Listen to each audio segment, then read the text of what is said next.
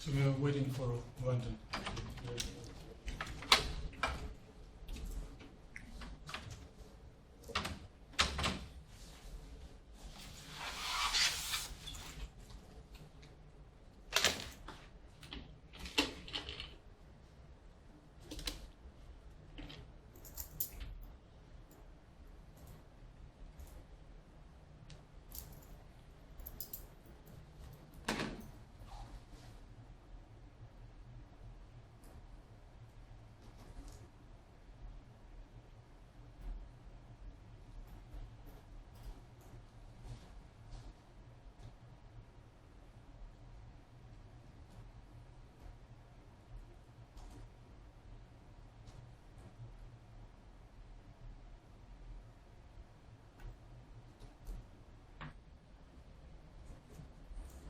For some reason it's very, very slow.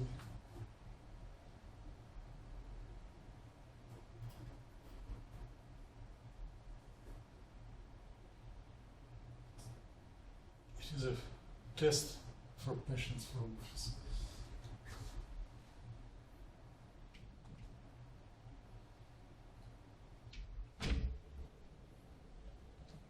It's less than 1 degree per second. Maybe 6 minutes for the whole circle.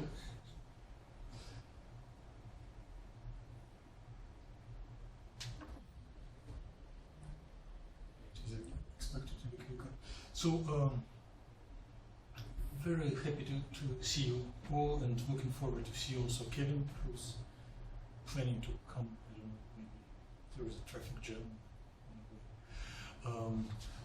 There is critical. Is it going? Yes, it is going. There is a critical need to combine our scientific effort with getting support, because other sources of support are deteriorating. So most independent are London, who has a secular job, and David, who is staying, but for the rest of us it's a critical thing.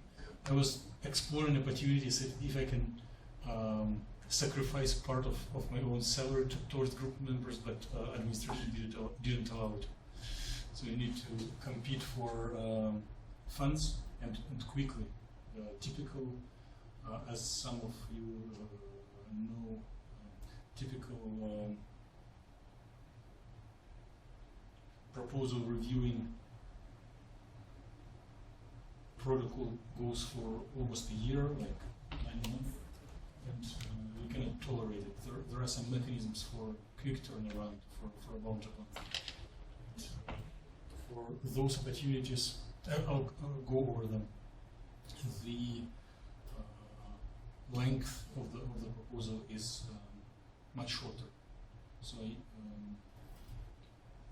suggest that we all are getting involved, and we can either write one proposal with like half-dozen authors, or each one writes his or her own proposal and try luck. The acceptance ratio is about 1 to 7, and I was practicing in the past. I was trying to fool the system and submit 7 proposals in 1 year, in one cycle, but it is for regular MSF. Now they are, and it did work. One of I confirmed that it does work if you submit. It's either, yeah, I think if one assumes that proposals are distributed by throwing a dice, random numbers, it's not a big error. But currently they have new rules. Only one proposal per PI per year for regular program, and it's not very favorable. One can get only one win per 7 years, which is the one proposal runs for 3. It's not acceptable. So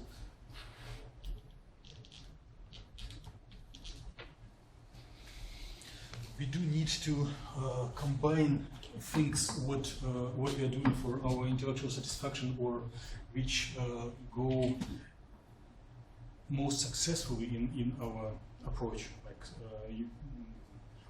several of us did try several ways and worked that one way it's harder to go, another is easier, and through papers one can see that one may find least resistance path even if you pursue reputable goal of intellectual progress. So on one hand, there are several projects that we need to accomplish, but let me share these notes. And there is a suggestion that I'll speak a little until I get tired. And then we set up some, how to say, brainstorming session. Maybe feel free to stop me to suggest some discussion topics, because for some of us it is fun, for another of us it is a survival question. And we need to come up with a plan of quick action, what to do. And I have some ideas which may be garbage, but maybe they're helpful. So there are some new directions that could be more promising compared to what we are doing. Maybe not. So it is. I'm not going to instruct anyone. Just throwing in some suggestions of what can be done.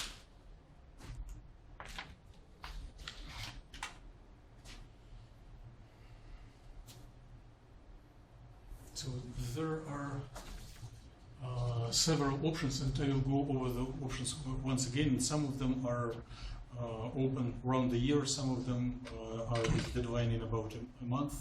But the applying technical part of application is not as hard. There is a competition between ideas, and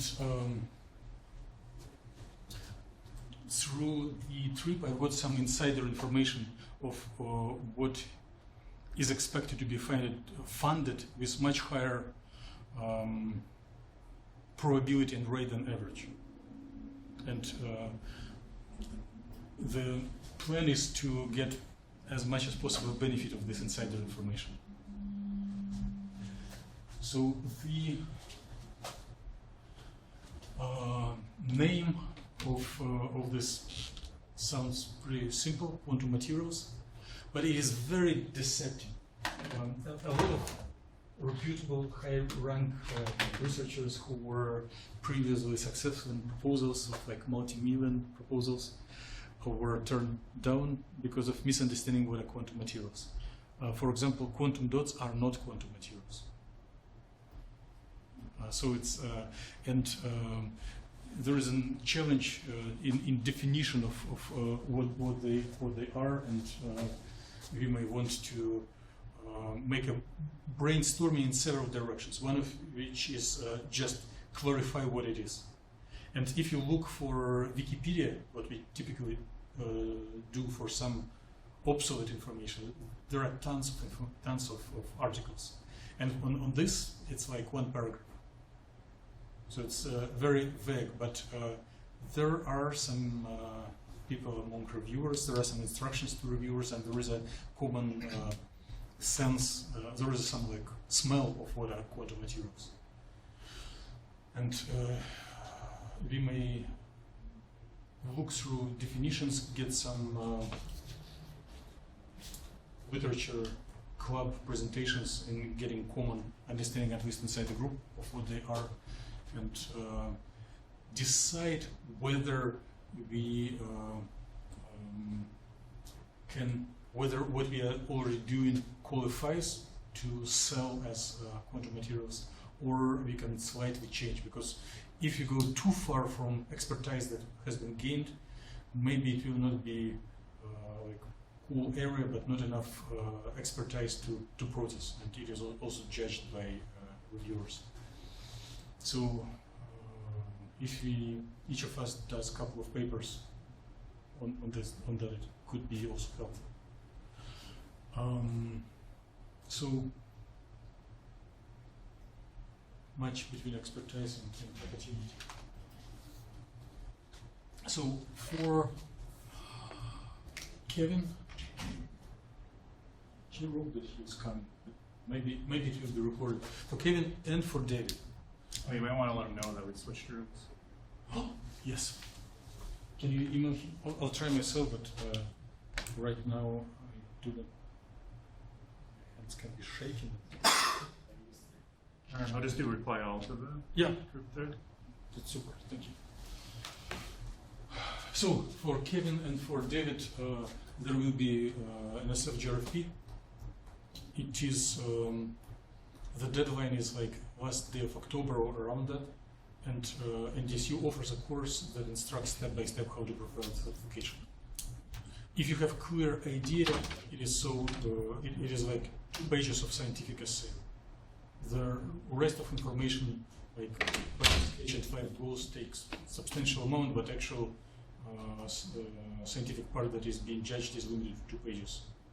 And if you go, London also can apply. If you decide for, I don't think you need to be actively enrolled in graduate school. It's just that you qualification is that you haven't completed 2nd year of graduate school, and if you didn't start, you qualify. If you win it, then you can say goodbye to NDSU and move to MIT because it is transferable. And for the rest of us who are at later years of graduate school or postdoctoral or faculty, it doesn't. I cannot compete for it, unfortunately. But it's good support. You just enjoy life, and there are no reports. It's like winning 3-4 years vacations if you write this 2 pages good. There is an open call for Department of Defense, and I know that people who are involved in scientific and cultural activities sometimes think that pure scientists do not get with military agencies, but it's all research, so there shouldn't be reservations, and they also specifically targeting for quantum materials. I was contacting the program manager. They are welcoming photopolymerization, photodepolymerization, but it is not their target. This year, everyone is crazy about quantum materials. Well, it's possible to write more than 1 proposal, but there is a local EPSCoR that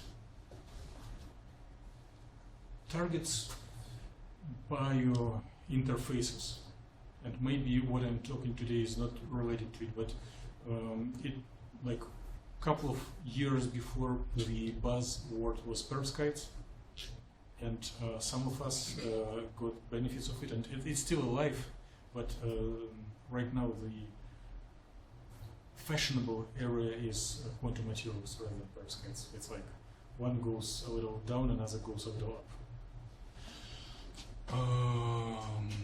There is a eager NSF program that takes only 5 pages and accepts applications around the year, but they're very informal. It's if idea is good, it will be processed immediately. Like they just speak about content, and the form less formalities. And there will be regular and National Science Foundation DOE in like end of September and end of October, but and we definitely should keep them in mind. But one can recycle old proposal and first focus on short turnaround, and then like bring meat to the bones and submit to full program.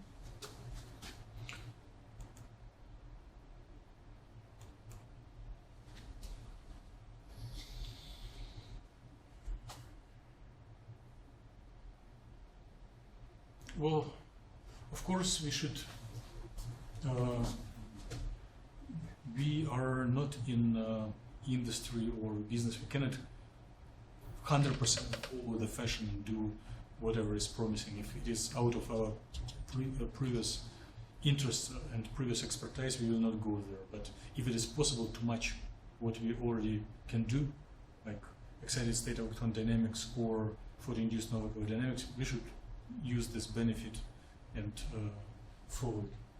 So keep maximum connection of what is already developed, so that we modify minimum amount and then we prove that its strength in the expertise. And under these constraints, look to what is most fashionable.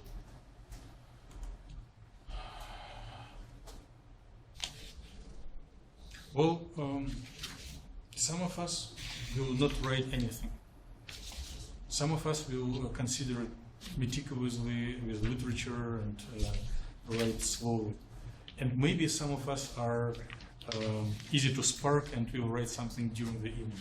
Who knows, maybe some of us are so quick. So if you are looking into new directions, you may check that you have an idea or already ready things for the code, for atomistic modeling and literature. I'll go further, and you may realize that some of the models that you are processing are already qualified to these quantum materials. Especially the closest is David. Likely for him, you don't change anything. You just offer your reviewers to look at your materials from different angle and say, like, look, it's two-dimensional, it's quantum. Like zero-dimensional quantum dots are not quantum materials, but nanowires and thin film monoatomic are quantum materials. Like graphene, molybdenum sulfide, anything you do with, and this Rudolph Popper, whatever you do with them is all qualified. And it's like win-win. On one hand, they are perovskites, which was buzzword of yesterday, and on the other hand, they are quantum materials, which is buzzword of tomorrow. So, and like if all the things are ready, maybe it may make sense to start sketching some plan. I'll share some naive vision, but because of time is short, I didn't study it well, but I just communicated with some reputable people and share rumors. Later on, if you decide to dive into this activity, you may prove me wrong in each word. But it's better to start from wrong than to not start at all. So, one of the co-directors of Center for Integrated Nanotechnologies told that I'm not going to lie. There are frontier institutions and there are like followers. Some frontier institutions already got grants on these things, but it's still a hot area and we can get our piece of pie. So Los Alamos National Laboratory Center of Integrated Nanotechnologies just like less than a month ago got a grant for that. So whatever they understand under this matches expectations of the funding agencies. And they themselves are subdivision of Department of Energy government agencies, so they maybe have closer connection. So one of the definition is that quantum materials is something that keeps coherence both in time and space. Like on our language, coherence is the off-diagonal elements of density matrix that you are always neglecting, right? But it's not super big challenge to bring it back. It will make codes a little slower, but it's not a problem. Or if you do wave packet dynamics propagation, then coherence is there because there is imaginary portion of wave function. So quantum coherence is living on a long time, and materials that exhibit very strong dependence on dimensionality and confinement. But it is quantum dots do not qualify, although they formally, it seems that they match both, but agencies become mad with quantum dots. They stop finding. Well, Aronowitz got prestigious paper out of it, so you don't care anymore.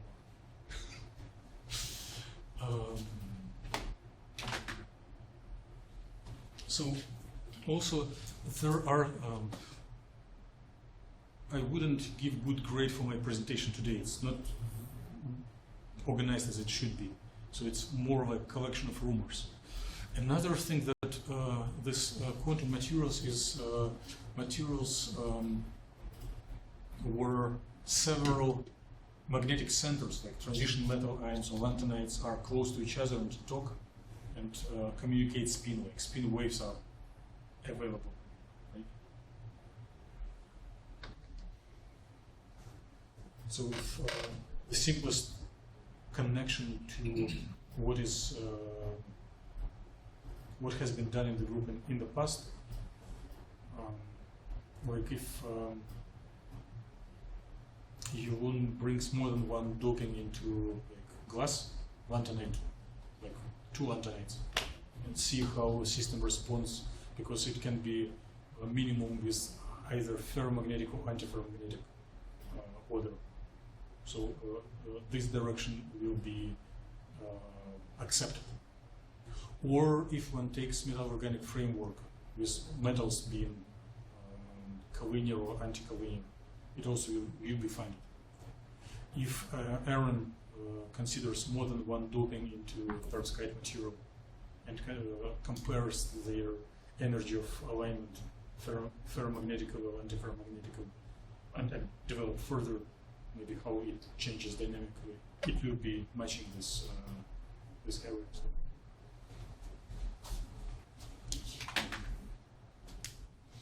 Very new thing that I've heard many times before, but I was scared and running away.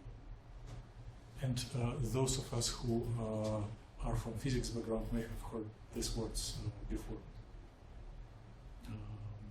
So topological insulators are materials that have the same composition, but drastically change their conductivity property by changing dimensionality.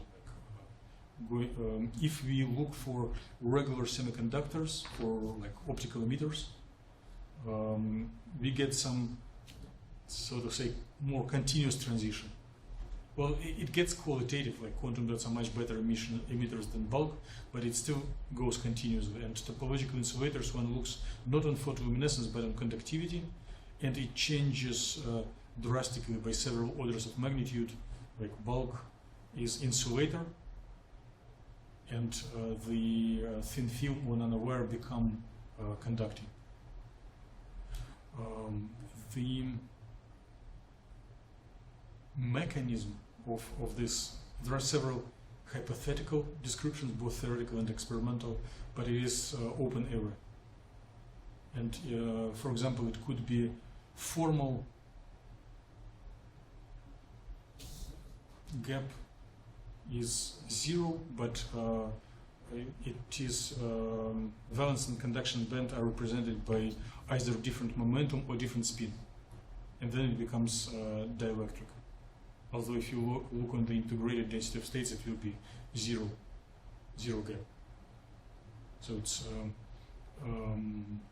areas where some of us do have vast experience, like magnetic, spin polarization, spin orbit, and momentum.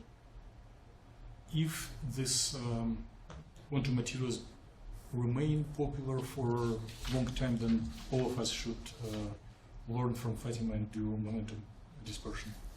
I don't know how things will change in the future, but it could be really promising direction.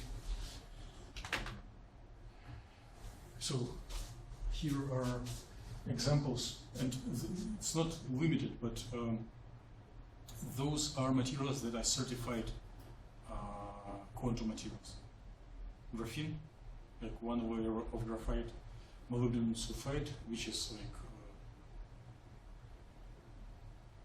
one transition metal coordinated to 4 sulfurs, and it goes, protrudes only in one plane, and there is no connections in the direction. And I found it in this is the only material that is mentioned in Wikipedia article about quantum materials, the mercury telluride, which is dielectric in bulk and conductor in 1 dimension, 2 dimension. I regret that Kevin is not sitting here, because mercury is very close in periodic table to lead. So in some sense, he's already there. He does lead telluride nanowires. He just needs to change element, and then he's the job.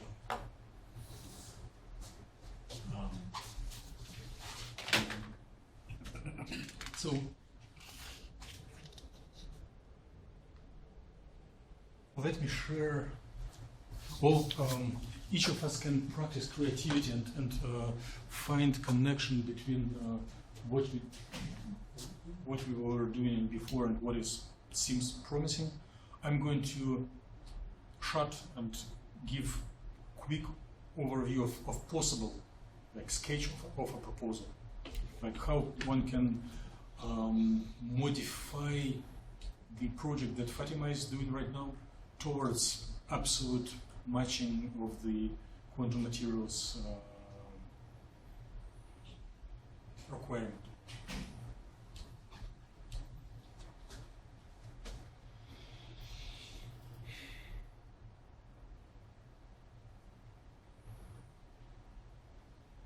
So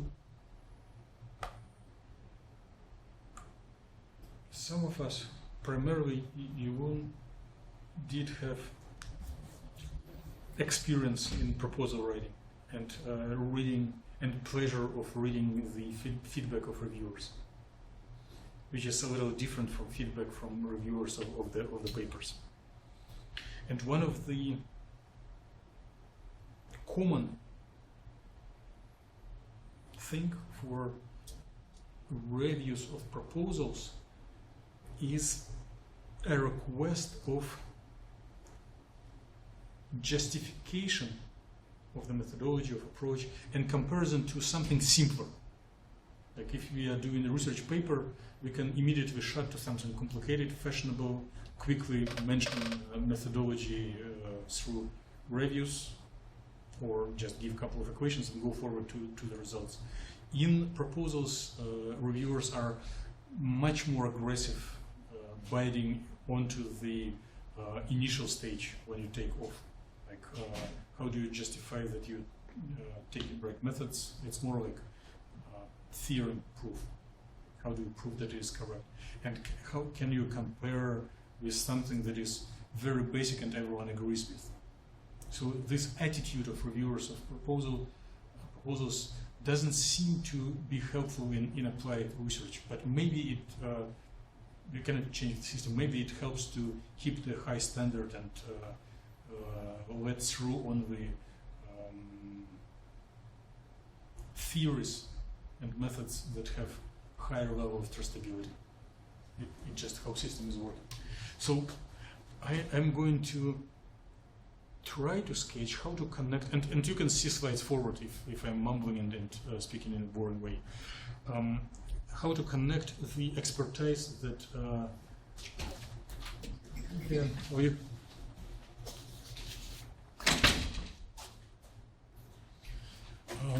connect what Fatima is doing with two-dimensional materials like graphene or molybdenum oxide, or maybe a thin film of mercury telluride, which should be very close to what Kevin is doing. We are on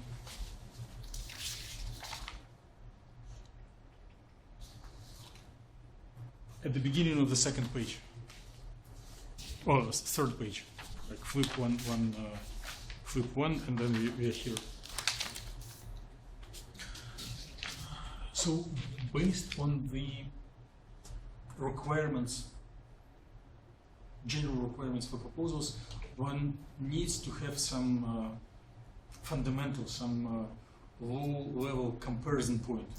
And if you're looking for two-dimensional materials, we can consider homogeneous two-dimensional electron gas of non-interacting electrons, similar to it's only London in this audience, and partially Fatima, who were, and you may have attended in the past the physical chemistry course, but then I'm not sure if I was showing this dimensionality things in all details.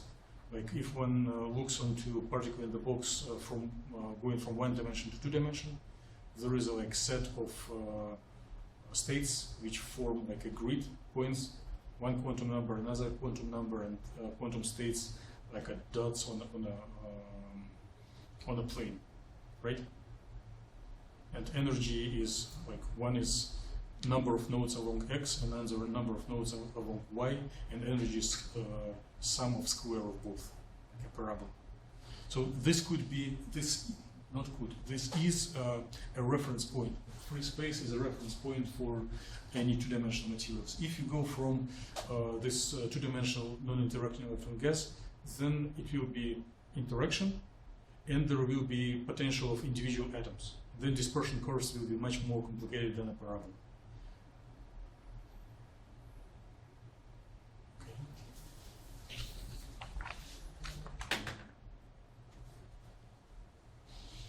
So, in case we are looking for a free space, what can we do? Which two aspects we can look at there?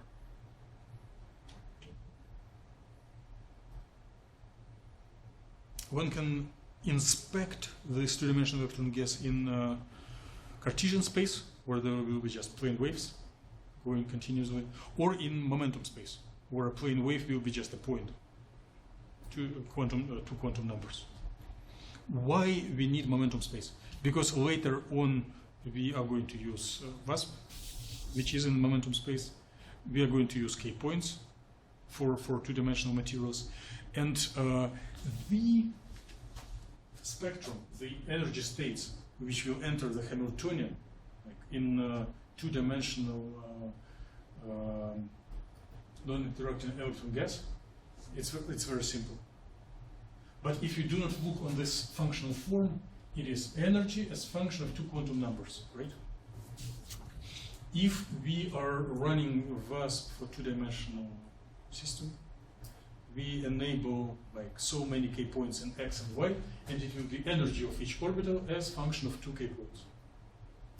So by format, it will be similar things. And first we use reference point, and then we update just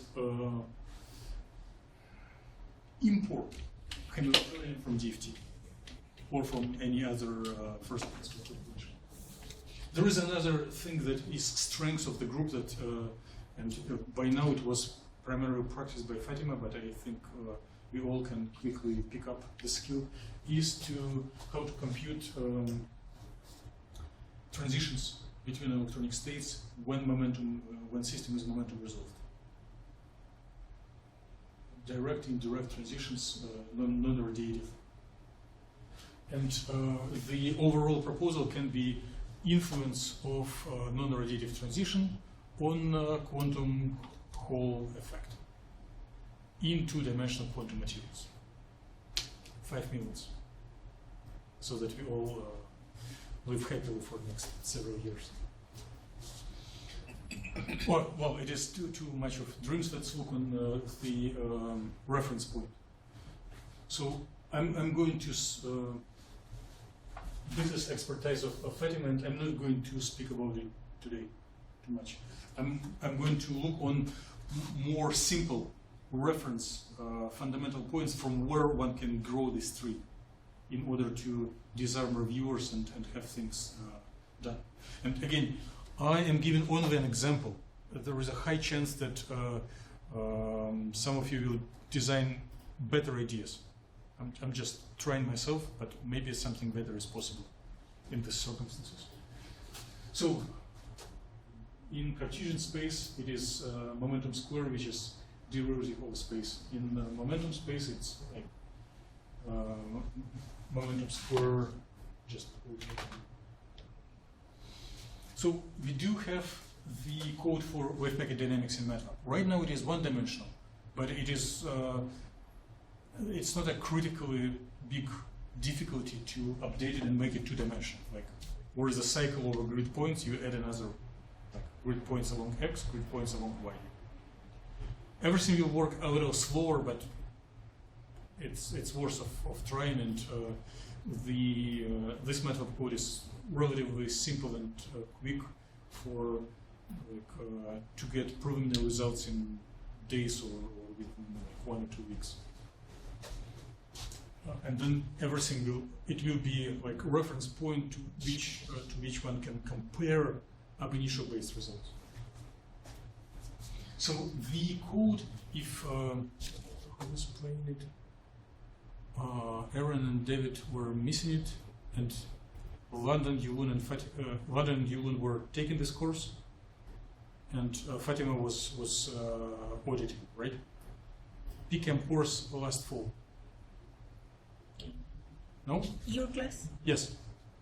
I think. Oh, you were not attending the evening MATLAB sessions. Okay, but I'll share the code and you accompany one day. Right now the program, there are like different trends in organizing curriculum at NDSU, but and this course is the content of the graduate and undergraduate course is basically the same. Right now it's offered only as undergraduate, but if you are interested, you're very well, Aaron may want, although for you it will be simple, and Kevin and David are very welcome to. The lectures may be too simple, but the MATLAB part on Wednesday evenings in the fall could be something that you may decide to follow. Or maybe if you're busy with other things, you can sit on the back row and do your own things, and from time to time try. What's the class called again? Huh? What's the class called? It's like PCAM 1, 360 something. All right. But the content for this undergraduate course is the same as for graduate students. I just imported program and offered it to So undergraduates. is it offered to grad students or? No, to offer it to grad students, one needs to promote it to 400. Okay. Right now, even if you formally take it, the credit will not be accumulated towards your degree. All right. So it's only for pure education and no other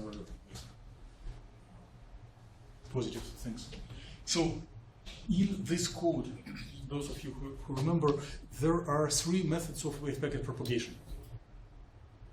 1 in momentum space and 2 in Cartesian space, and like 1, 2, and 3. And 2 and 3 are basically the same, they just differ how the momentum operator is represented.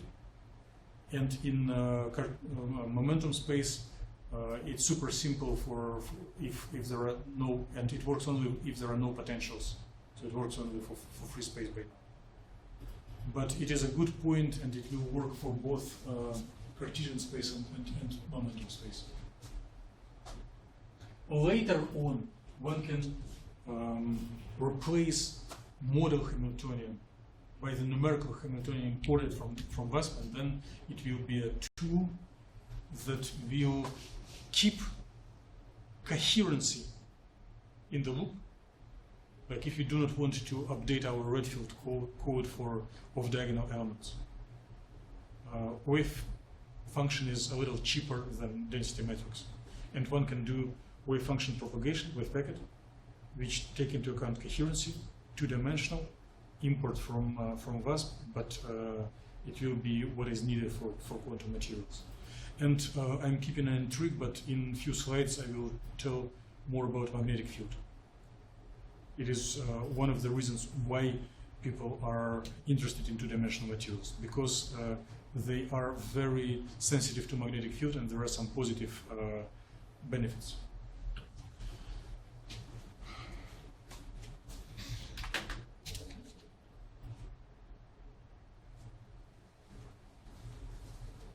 So,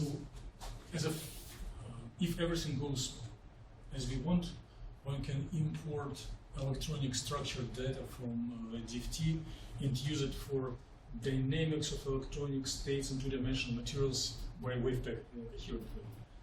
And later one can bring in non-radiative direct interact transitions and see how much these dynamics will be affected by non-radiative transitions.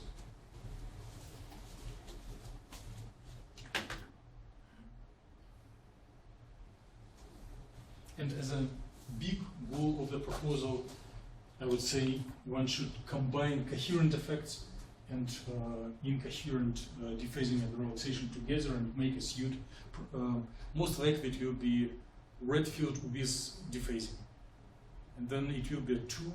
On one hand, we will develop more universal tool. On another, it will answer all questions about dynamics in quantum materials. Why this coherence is needed? Why we cannot live without it? Because without coherence, one cannot take into account magnetic field. So, what is the source of magnetic field if you are in physics background? Current. Huh? Current. Yes. And which current is typically creates magnetic field in the real life? Yes, loop. Current going in a circle. And oppositely, what are the consequences of magnetic field apply in vicinity of conductors? Current? Yes. There is a very nice demonstration if you need to win hearts of your audience and you have money for demonstration equipment. You set up a pool of liquid helium, put underneath like a magnet, electromagnet, and then you drop a piece of superconductor.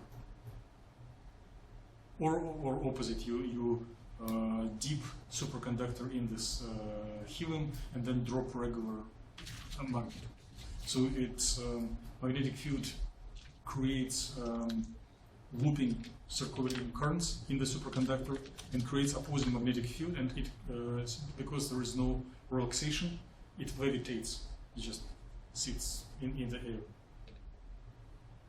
So the interest, why this quantum material, one of the reasons what is interesting and one of the aspects of quantum materials are these non-relaxing looping currents, charges circulating in circles that are created by magnetic field and that do create magnetic field themselves.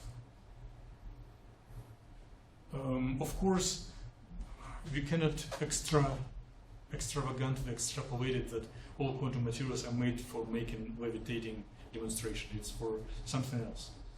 Right?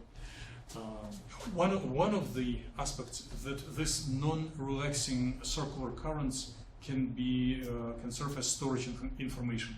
Like looping one side is 0, looping another side is 1, and superposition between them is qubit for quantum computers. Something like that. So one can develop a lot of fluffy stuff out of it, but there is a bottleneck with materials that community needs to resolve before going into this applications. And then if magnetic field is there is an electric field, like how the system with looping currents will respond to small electric field. Will system with these loops or without these loops, will they respond differently to outside electric field? What will be the conductivity with these looping currents and without these looping currents? And the keywords for those are, if one looks into Wikipedia, are Landau levels and quantum Hall effect. Okay, so how can we bring back magnetic field into our coherent dynamics? First, to the two-dimensional gas, and second, to the wave packet code where Hamiltonian has been imported from electronic structure calculation.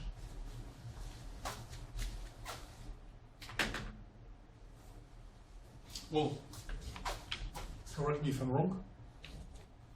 If there is a field and a dipole, there is a correction to Hamiltonian, right? And it should look similar for electric dipole and magnetic dipole. I like making errors. Catch me if you can. So what is the dipole of the two-dimensional electron gas of an interacting gas?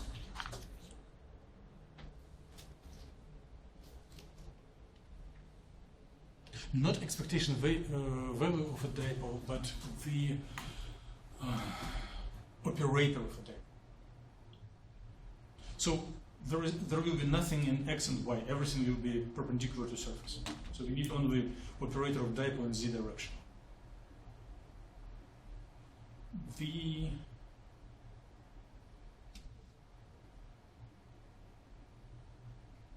know that circulating currents interact with magnetic field.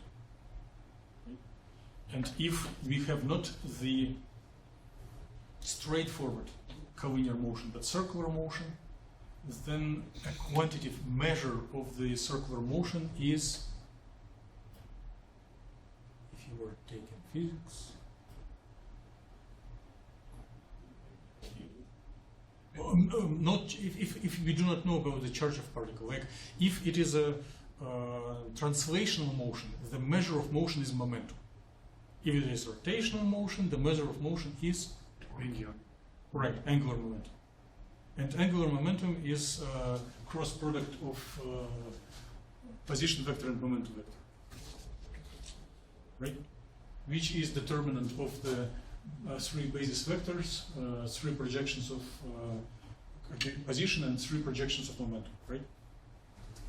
And if we take the determinant and look only for z projection, it will be like x times py minus y times px, right? And px and py are derivative along x and y. So if we need the dipole, if you need a dipole operator for this two-dimensional electron gas, we have angular momentum projection on z, we have Bohr magneton, and then for this LZ we will have Cartesian projection times derivative of another one. Cartesian projections times derivative of another one, right? So it is a quantum operator that we can add into Hamiltonian and into the MATLAB code. The derivatives are already implemented. Position is simple, so it's of course any programming, even simple one, generates bugs and debugging effort. Typically, ratio is like 10% of time programming, 90% is debugging. But for like one line equation, it's doable.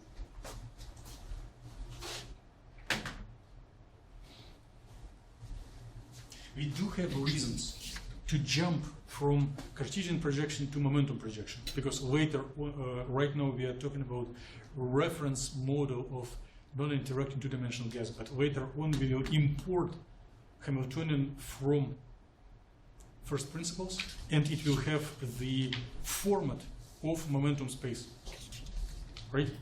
Energy as function of k points. Therefore, one needs to express the z projection of angular momentum in the space of momentum. So if we are in the momentum space, it's a symmetry. Then position operator is derivative over x component of momentum. The y position operator is derivative, should be py here.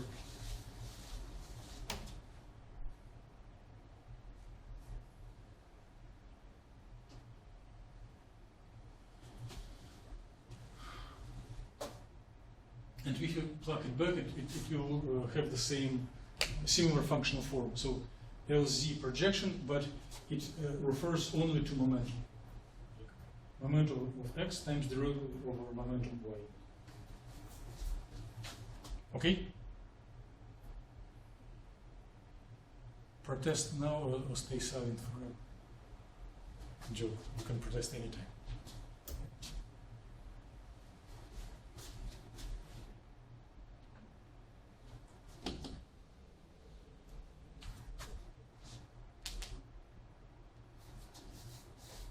So, all these quantum materials attract attention due to their unique response to magnetic field and expected benefit from their response to magnetic field.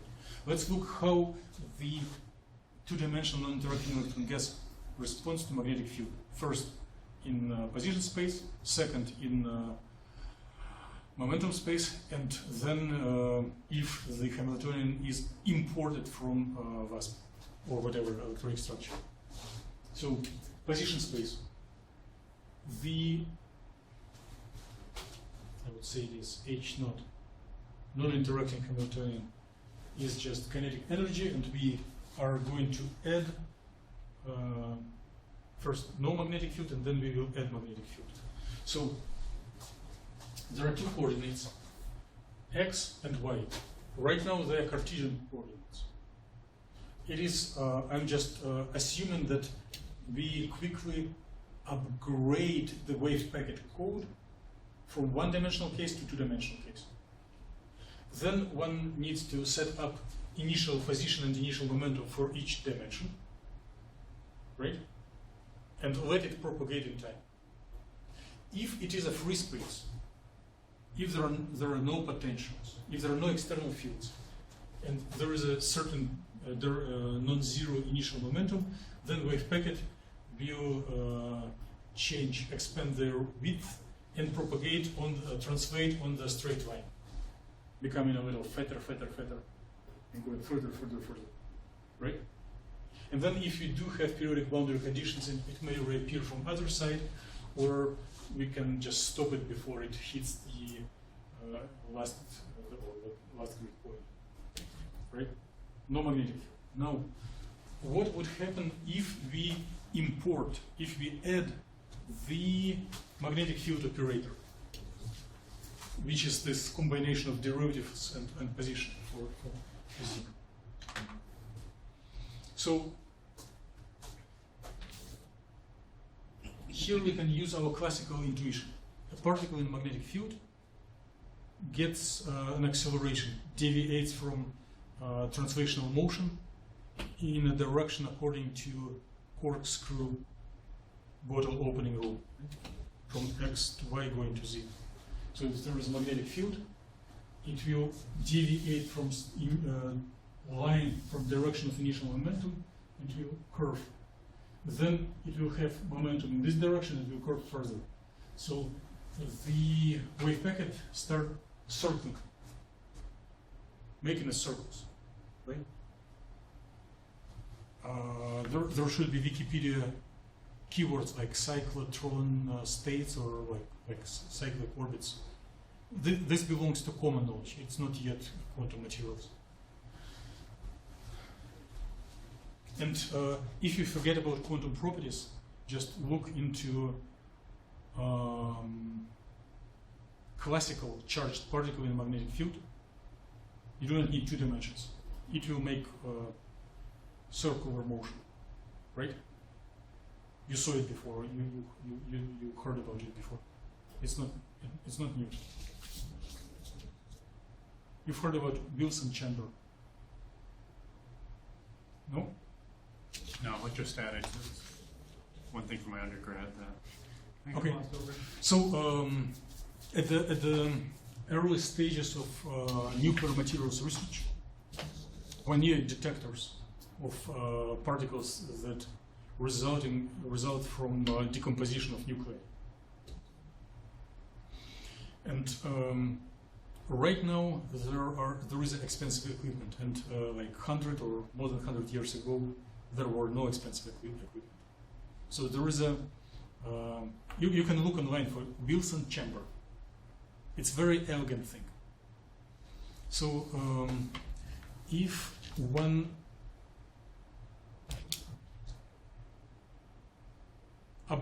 creates, like, it is a chamber that looks like a disc, thin disc, connected to vacuum pump. So when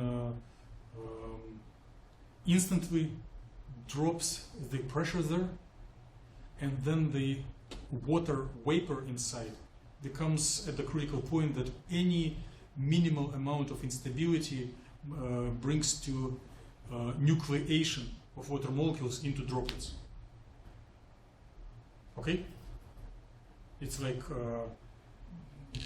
fog point at the early morning when it's ready to drop down, but it's still on the border between evaporated and liquid. And then there is a little needle with a piece of radioactive sample inside this chamber, and a magnetic field going through. So if the radioactive needle, there is splitting of nucleus, there are like alpha particles, beta particles of different charge. They respond differently to magnetic field. They make circles. Positive particles circle one way, negative particles circle another way. One thing. Second part, these tiny particles, when they come through this critical media, they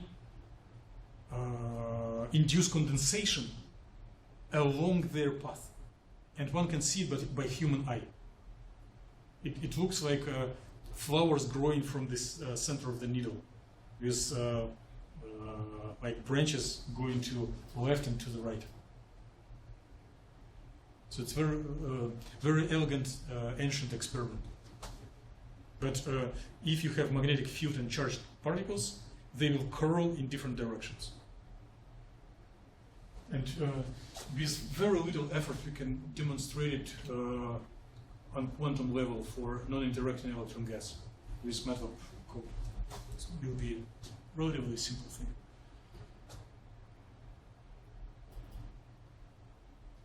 If we change sign in front of here, it will curl, circle another way. And the how the curvature will depend on the value of magnetic field and on initial momentum. Right? Lower interaction, lower momentum, lower field will generate large circles. Strong magnetic field and strong momentum will make it circle on a very sharp, small diameter curves. But those are dynamical effects. It means those are non-stationary states. So if you start from localized wave packet, we will see some dynamics. Again, we are imagining that we have made this code. It is standard question of quantum theory. What will be the stationary states? What will be eigenstates of this system? Which state will not change in time, right? And looking on this orbit, if we create, okay, I'll withdraw this comment and continue it later. Very soon. Let's jump to momentum space. In momentum space, two-dimensional electron gas, non-interacting electron gas, is just a set of grid points in momentum space, quantum numbers. Right? If it is eigenstate, it is infinitely sharp peak delta function with a specific quantum state, plane wave. And it doesn't change in time, it's boring. We create it and it is an eigenstate. In absence of magnetic field, plane wave is eigenstate of free non-interacting electron gas. One electron.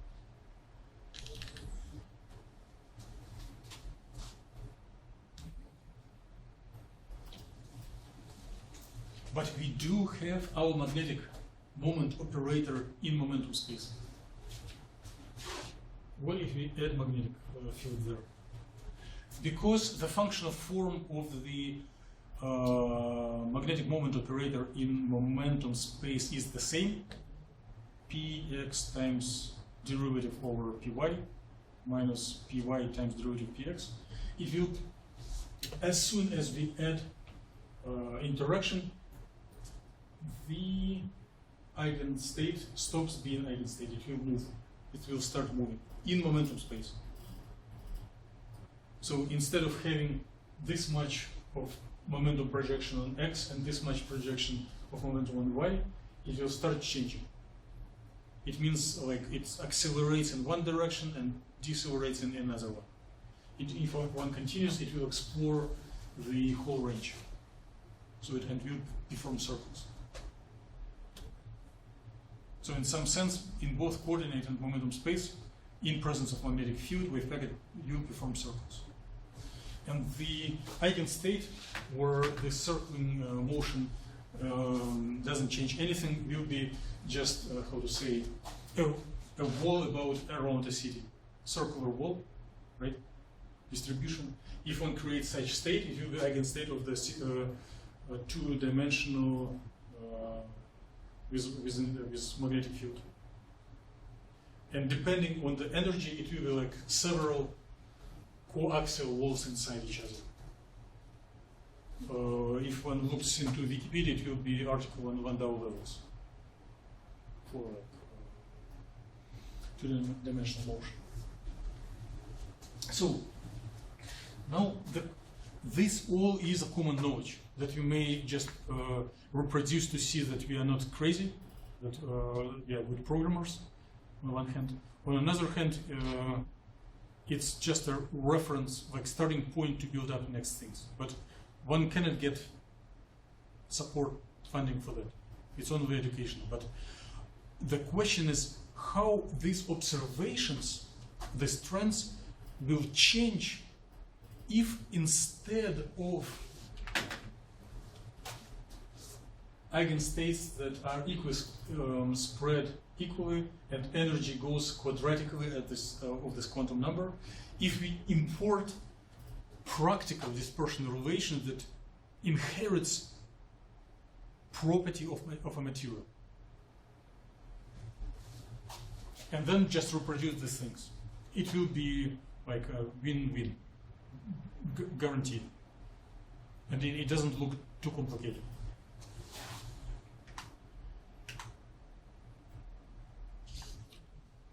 So, in case we do not have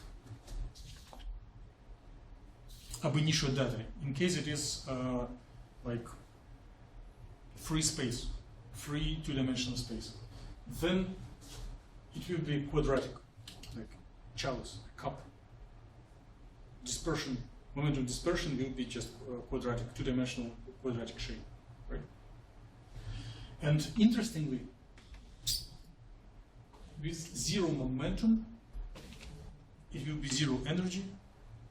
Well, one can add 0 point correction, but if one takes derivative at the bottom point, the derivative will be 0. And when derivative of dispersion relation is 0, the density of states has peak maximum, right? Same as in Van Hoff singularities. Now, what do we expect if we import dependence of energy as function of k point in x and y from electronic structure? I haven't done this.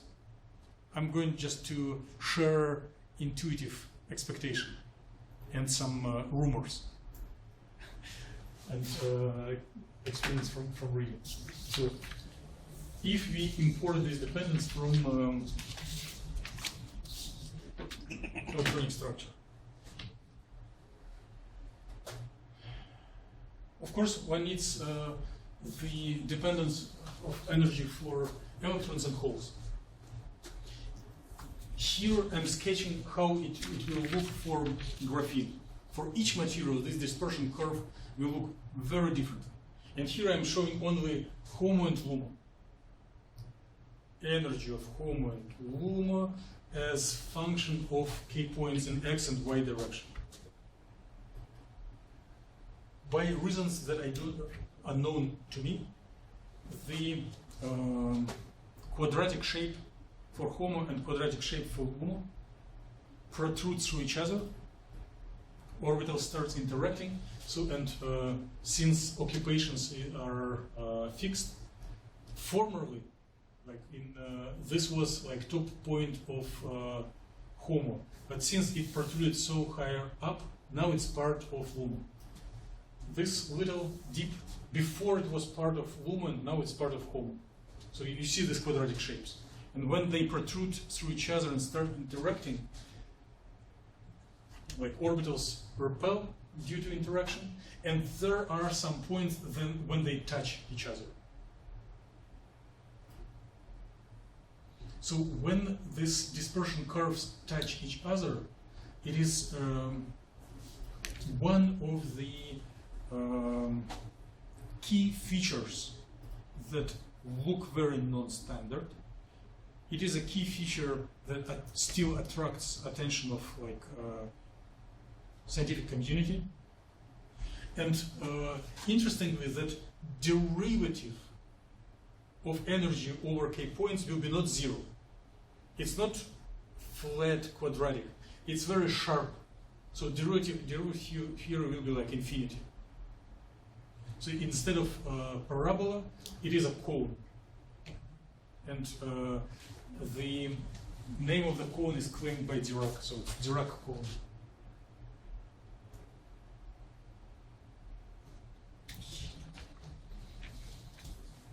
No, like on a road, cone area, men are working.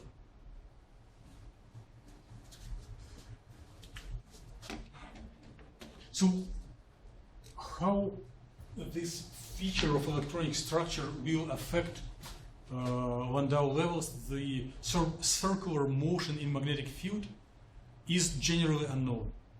And maybe it is, if we go through the literature and inspect it for graphene, which is the simplest two-dimensional material, the simplest element, carbon. Maybe it is already has been resolved in part. But if you go to any of the fancy materials like mercury telluride or molybdenum sulfide, or maybe this two-dimensional perovskites, shape of this two-dimensional dispersion curves and their response to magnetic field is completely unknown. And pedaling this area is expected to be really demanded by funding agencies. So if wrapping it up along these lines, it should be a little better chance.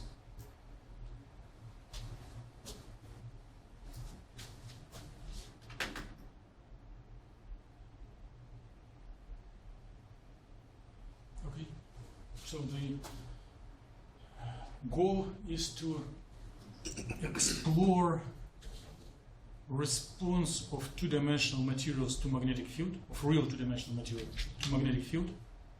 Later on to see how magnetic, this circling or non-circling response to electric field for conductivity.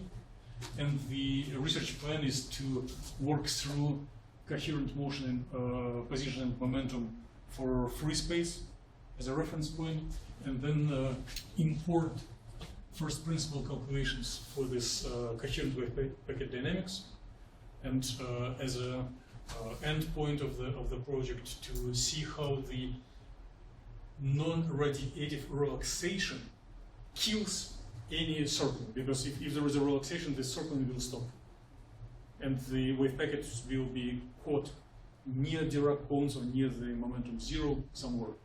We do not know where, but it will be stopped due to non-radiative, and finally it will recombine. So it's like several stages question. Response of real materials to magnetic field, response of these real materials with magnetic field to electric field and conductance, and how much non-radiative interactions with moving ions kills all positive effects.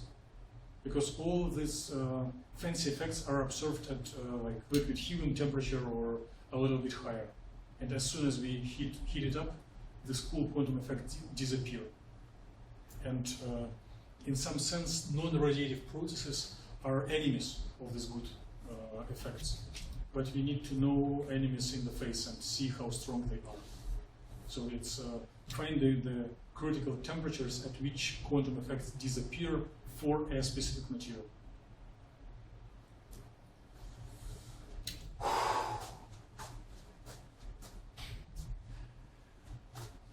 Any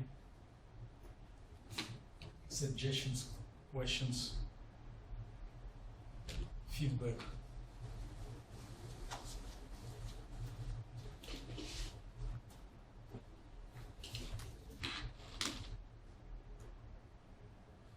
So you may digest and process ideas and try to develop plan if you want to keep your current project, or you have plans to slightly updated based on information like that, and also develop if you are interested to try in preparing a written proposal, which is typically done before you do actual research. Two-dimensional things are really scary, but for mercury telluride nanowires, one-dimensional, mercury telluride, similar effects are observed in one dimension. So Kevin may have luxury of doing similar things, but without jumping into dimensions. Just replace lead to mercury in your models and see what happens.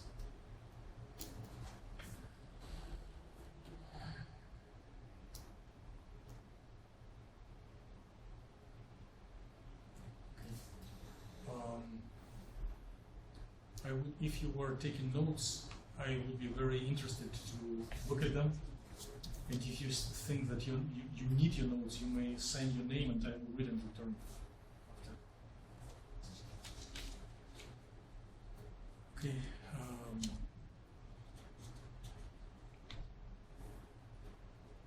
Would you be interested to quickly refresh what you have done in the past? I mean, I could, I don't know. Okay, but you don't need to go over like technical details and things that are clear to you. Just try to think perpendicular and just disclose open problems or more analysis. Just you went through this material many times, and you can say critically assess the materials yourself.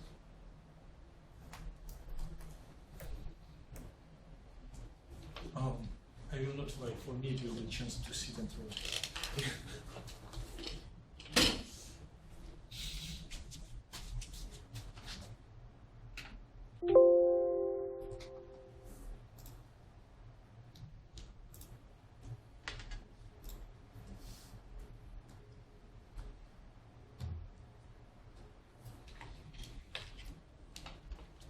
Uh-oh.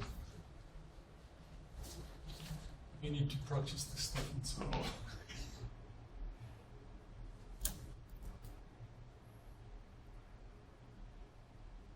There are some presets. No. No. No.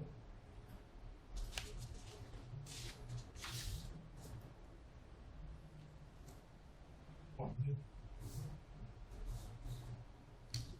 This is a little better.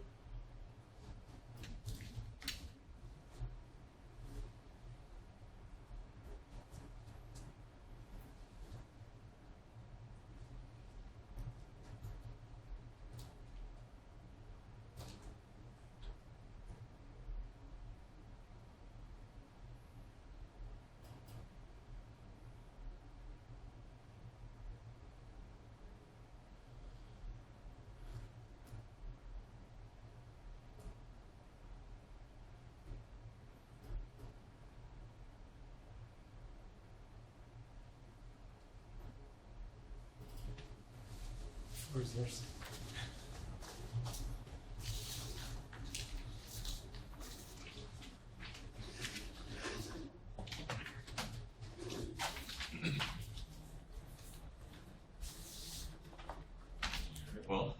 everybody. I'm Landon, as you all know. And I was looking at the effects that ligands have on the boundary between perovskite and titanium dioxide in a perovskite-based solar cell architecture. It's not PDF, it's PowerPoint with screenshots of your stuff.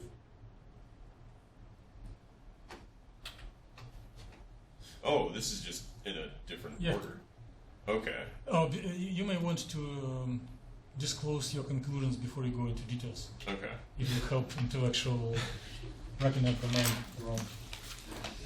So I guess the conclusions that I was able to come to, based on my results, were that the interface morphology does, in fact, have an impact on most things. Most notably, the band alignment.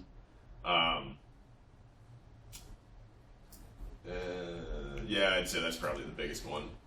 It also seems to have a minor impact on the band gap energy, as well as charge transfer rates and the relaxation rates of excited charges. With what I was looking at, though, it did not seem to alter the means by which your, let's say, like the relaxation pathways that the charges took. They behaved in a similar fashion. It would, they would maybe just slow down or speed up a little bit due to, higher density of states along that pathway, or maybe a less dense density of states. And oh yeah, so the changing the band alignment seems to ultimately affect or determine, I should say, whether your photoexcitation results in a charge transfer state, which is preferable for a solar cell, or a Dexter energy transfer state, where you essentially excite the perovskite and then migrate both charges over to the titanium dioxide, and now you just have an excited titanium dioxide, which is not preferable for solar cell applications. So, I guess, do you want me to go over any of the introduction stuff, or should I just skip through that? Just look into eyes of the audience and see if, ask, do you know why solar cells are needed? Would anybody, well, I guess I could just briefly say. So, perovskite solar cells have been growing very efficient very quickly compared to really any other kind of solar cell. And they're also much cheaper and easier to produce than, your usual silicon solar cells. And so that's kind of the main reason that we were looking at these kind of solar cells, as opposed to, just trying to improve on the existing commercial technology. Okay.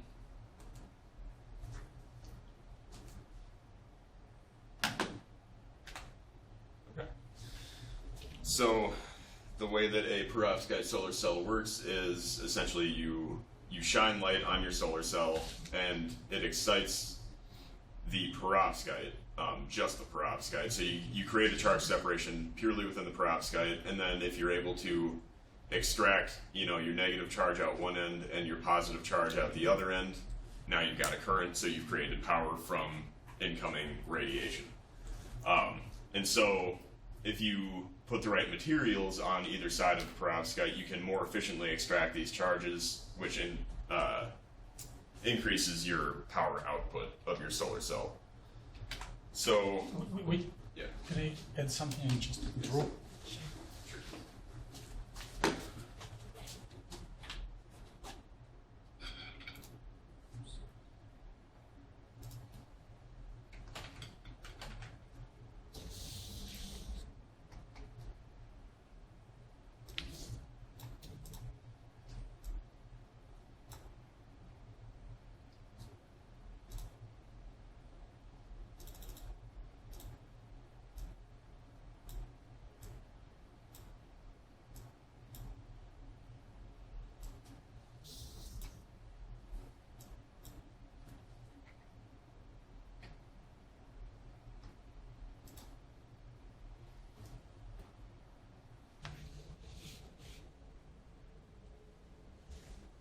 So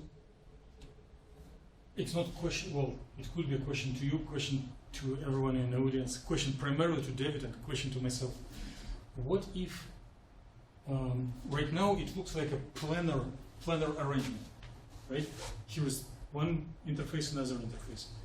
And you are modeling like a couple of atomic layers in periodic in this direction. Yes.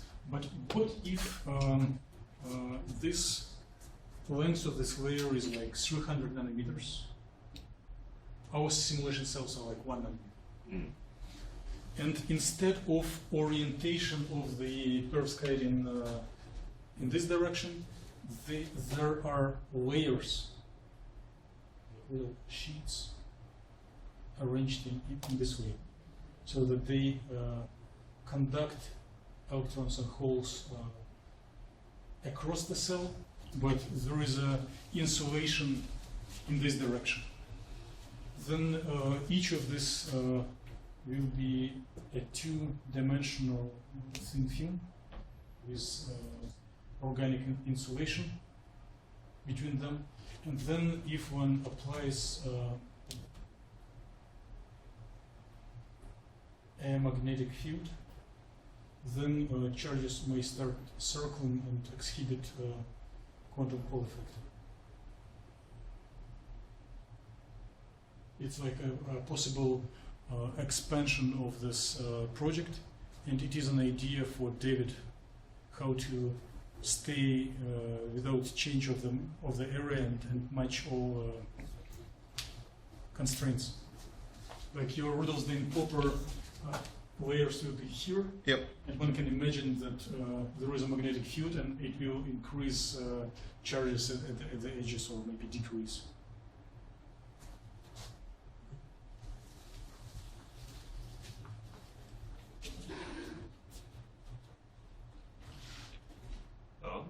So I guess particularly what I was looking at with the work that I was doing is the interface right here between the perovskite and the titanium dioxide. Particularly what happens when you change out the ligands that are attached to the titanium dioxide right along this interface. So we were interested in the effects that changing those ligands out has on charge dynamics and I guess behavior. So the way that we did it is that we used density functional theory to solve for the ground state of our system using the PVE functional in VASP. That's PDF, I guess you can't edit that, but using the PA pseudo potentials with plane waves as our basis set.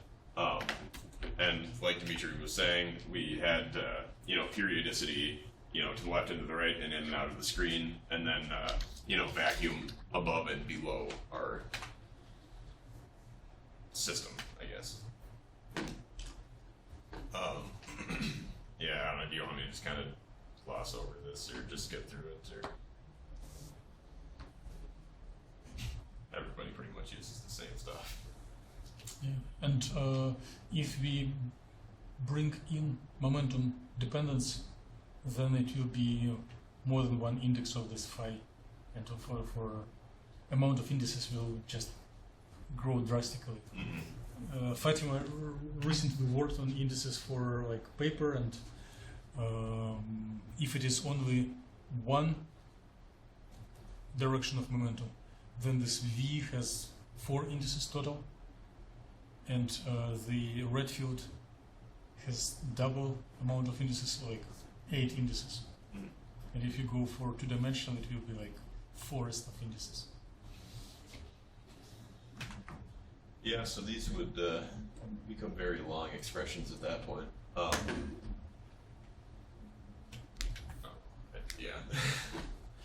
So these are the particular systems of interest that I was looking at. The perovskite in both cases are identical. The only difference is the polyoxotitanate nanocluster. So the core is the same in both of these, and if you're looking at it in this configuration, above and below it, you'll either have isopropoxide like you do here, or hydroxyl ligands like you do here. And on the left and the right side of these ones, you actually have the isopropoxide. And then sort of around like the rim of this wheel shape, you have acetate ligands, which are, you know, kind of going around the middle of it here and going above and below it in this model. So the only difference really between these two is that the you take your nanocluster, you rotate it, and then you swap out these hydroxyls for isopropoxides, and now you have this system. So just making those changes, we were able to observe some differences between these systems. Most notably, you get a slightly different band structure near the frontiers. So it's a little bit hard to see with the projected density of states. So I have it, you know, plotted out with the actual atomistic model here. So the red bubbles, I guess, represent the HOMO, and the blue bubbles represent the LUMO in both cases. But you can see here that the HOMO is entirely localized to the perovskite, while the LUMO is entirely localized to the titanium dioxide. And in the acetate case, both orbitals are localized to the titanium dioxide. Do you expect this qualitative trend to change if you use hybrid, different electronic structure, like hybrid functional, or include spin orbit, or do something else? Is it Qualitatively, no. Not really. Okay, so I like your Quantitatively, yes. Okay, I mean, you know, obviously the values of the band gap are going to change. but the quite a qualitative bit, that but- it is HOMO is on one entity and LUMO on another, and for acetate both are on titanium. I would not expect that to change based on using higher end functionals and including spin orbit coupling. I might be wrong on that, but I don't know why that would change. In experiment, band gap of titanium dioxide is bigger than band gap of perovskite, so it is more expected that both HOMO and LUMO will be on the perovskite. Okay. Which steps you may imagine to fix this issue, to bring it closer to experiment? There is no time and there is no wish to change any results, but one can say a lot of hand waving in the discussion. You're saying, like, what could I have done different computationally to get What closer to experimental? A reviewer, Yeah. like experienced reviewer, will say like, come on, titanium dioxide is white and perovskite is black, which means that gap of the titanium dioxide is 3 EV and gap of titanium dioxide is 1 EV. So HOMO LUMO should be both on titanium dioxide rather than both on HOMO LUMO should be on perovskite rather than titanium dioxide. If you want a quick fix, or if you want a hand-waving argument of hypothetical, what can be changed to bring it closer to reality? Well, I mean, you could use hybrid functionals, or you could use spin orbit coupling, And I guess I don't know. and not about I don't know if methodology, that's more what you're about driving at. more about materials, and ask help from the club. Like if the gap of the titanium of the perovskite part of the model is too high, which steps can be done to bring it to lower value? Could you bring it closer to, like, bulk, like make it bigger? Yes, use a larger amount of layers. Yes. Right now there are 2 Yeah. layers, and if you make 4 or 6, highly likely it will both HOMO and LUMO will be on perovskite. Okay. What else can be done? It will be a perfect question to Daniel, but he's somewhere else. How do perovskites respond to anion exchange, to halide exchange? Like right now it is bromine. Yeah. What would happen to band gap if you change bromine to chlorine? Ask Aaron. He's doing it right now. It's going to get bigger or smaller. One of its. I want to say it gets bigger. Yes. Yes. So the cheapest. Well, I do not think we have time and wish to make anything if it's already accomplished work. But one could replace all bromines to chlorines, rerun electronic structure, and with expectations that HOMO and LUMO will be both on perovskite then. Oh, no, opposite.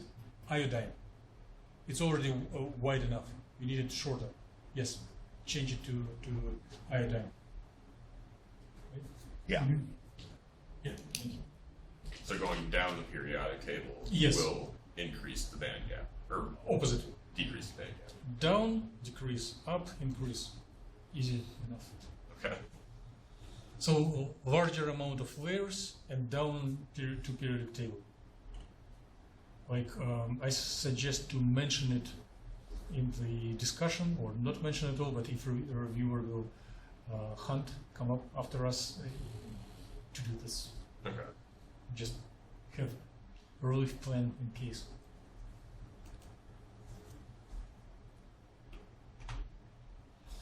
Okay. So these are some schematic diagrams of the bands, I guess. The valence band and conduction band for the hydroxyl and the acetate model. So in the hydroxyl model, your valence band, the top edge of your valence band is localized to the titanium, the perovskite, and the bottom edge of your conduction band is localized to the titanium dioxide, where they're both on the titanium dioxide in the acetate case. So that would look like this if you're looking at band structure diagrams. So what we would expect to happen, just based on that, is that when you photoexcite your perovskite in the hydroxyl case, the electron will eventually relax down and find its way into the titanium dioxide, whereas the hole will relax up to the, to its band edge, which is localized on the perovskite, namely this orbital and this orbital. And so you would end up with a, positive charge localized to the perovskite and a negative charge localized to the titanium dioxide, which would be a charge transfer state, which is ideal for solar cell applications. Because then it would be much easier to, extract the charges since they're already, closer to where they need to be. In the acetate model, though, when you do your photoexcitation, both charges will end up relaxing to the titanium dioxide. And so what you've effectively done is excited the perovskite, and upon the charges relaxing, you end up with a excited titanium dioxide instead. So what you've done is you've just performed a Dexter energy transfer instead of a charge transfer. And if you would do correction, then greenish will be narrower than yellowish, and electron hole will go nowhere. It will reside on titanium perovskite. Yes.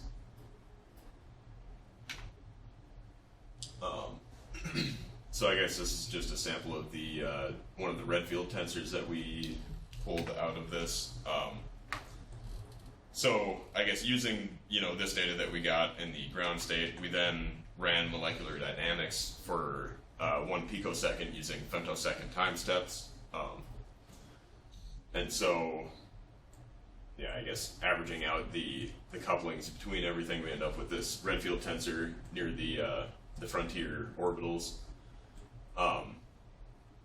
And so you can kind of see that you really only have, so I suppose the height of these represents the transition rate, from this orbital to this orbital, or vice versa. And you really only have significant, say transition rates or probabilities of transitions between energetically adjacent states. You do still have a little bit of a transition rate on, slightly outlying states, but it seems to die out almost immediately. And so if we compare the hydroxyl Redfield tensor to the acetate Redfield tensor, qualitatively there isn't much of a difference. I mean, you can kind of see that this one seems to be ramping up a bit more as you get deeper into the conduction band, but for the most part they appear to be identical in their overall structure. And so these plots show the occupations of orbitals through time. And so this is exactly the behavior that we would expect from looking at the Redfield tensors, where you initially photoexcite the your system, I guess, and you, well, I guess, maybe I should say, the way that we handle the photo excitations is that we,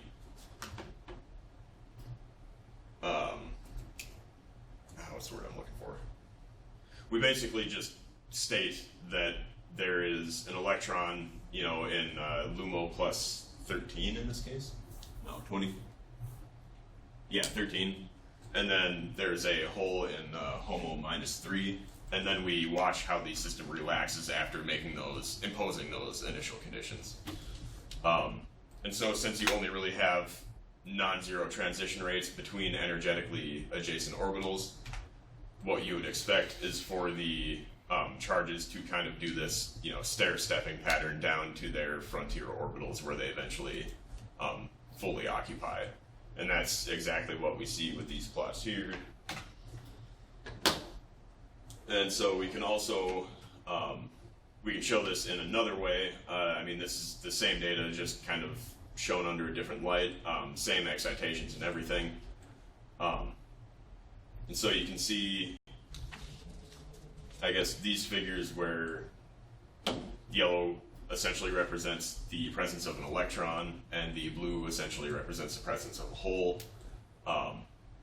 You can see how the charges relax energetically in these top pictures, and you can see the charge localization spatially in these bottom figures with these two pictures of the model shown nearby for reference. And so you can see in the hydroxyl case, the relaxation goes as we would expect. You initially create your photo excitation, which resides entirely or almost entirely within the perovskite. And as it relaxes, the electron eventually transitions over to the titanium dioxide, you know, kind of right on this bottom layer here. I mean, initially it goes more towards this top one, I guess, but it relaxes eventually down to this bottom layer of the titanium dioxide. Whereas the hole localizes along the top layer of the perovskite. And in the acetate model, the initial photo excitation is again entirely on the perovskite, but you actually end up sending the hole over to the titanium dioxide very quickly, and then the electron follows suit shortly after, and so you do end up with a charge transfer state and a Dexter energy transfer state, as we would expect.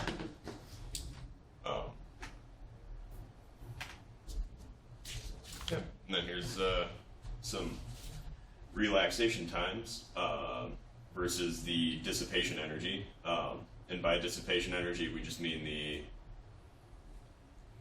the energy difference between where the charge was excited to and the frontier orbital that it relaxes down to. So in the case of an electron, you know, it'd be, say, LUMO plus 13 to LUMO. That energy difference is what is shown on this axis of the graph. And so you can see, at least locally, there seems to be kind of an energy gap law obedience, but that seems to break down as you continue farther and farther into the bands, especially when you get deep into them. It kind of goes by the wayside for the most part. Why there are gaps between groups of points? Is density of states not non-continuous, or you were not taking any exploring every energy? Like for example, blue dots. There is no points for the dissipation energy between 0.7 and 0.9. Is it signature of discontinuous density of states? No, not Or necessarily. you are skipping some states from excitations. Yes, so the way that we chose which excitations to perform was by looking at the oscillator strengths, and we just took for each model, we took the 20 photo excitations that had the highest oscillator strength. So in a sense, that means it's the most probable excitation to occur from incoherent light. So these are not every photo excitation that could happen, they're just the most probable ones. What would you expect if you will do same as Daniel Ramirez did a year ago? He just took any excitations like WUMO plus 1, plus 2, plus 3, plus 4, plus 5, would it be more continuous? I mean, I don't know that more continuous would really be. I don't know. Because especially if you look at, say, this cluster and this cluster of Uh-huh. the blue ones, it can't be continuous, because even if you were to try to just sort of continue this line up, all of a sudden it's non-continuous again, just based on what's already there. Are there orbitals of different nature in this cluster and that cluster? Like orbitals of different shape? Maybe composed of different atomic decomposition? I suppose there probably would be. Yeah. I don't know what that would look like off the top of my head. Do you have orbitals for each of these excitations ready? No. I'm not demanding, I'm just Right. trying to be critical and predict what reviewer will say. But no, I do not have that. I mean, I could get those, that wouldn't be that big a deal. But Or just be ready to do it when reviewer will demand it. yeah. Oh. Yeah, and then the conclusions again. Is there more slides after? Just like other stuff, it is all just secondary to business. Can you briefly cover the last slide of the... This one? Yeah, how do you usually do that? Just maybe, yeah.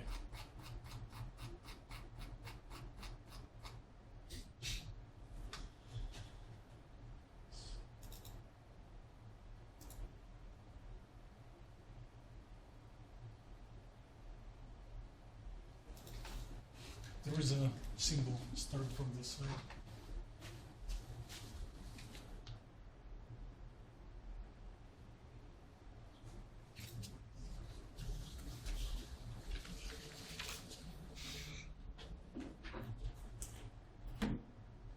So these are the same as the spatial green figures that were shown before.